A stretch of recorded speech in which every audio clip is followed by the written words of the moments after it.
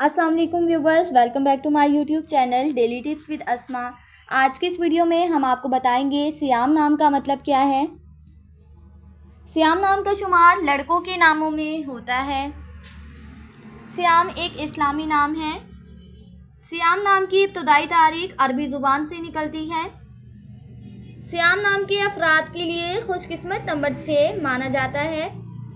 माहिरीन के मुताबिक सियाम नाम के लड़के बहुत रहमदिल होते हैं।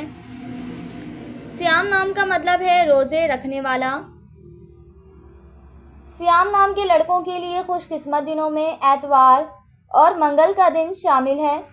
सियाम नाम के अफराद के लिए मुवाफिक रंगों में सुर्ख, हल्का सब्ज और रंगनुमा रंग शामिल है। सियाम नाम के अफराद के लिए मुवाफिक पत्थरों में पुखराज पत्थर शामिल है। खुशकिस्मती वाली धातुओं में हिंसों के हिसाब से तांबा शामिल है। फ्रेंड्स, अगर आप अपने नाम का मतलब जानना चाहते हैं तो कमेंट बॉक्स में अपना नाम लिखें। इंशाल्लाह हम आपके नाम की वीडियो ज़रूर बनाएंगे। Thanks for watching. अल्लाह हाफिज़।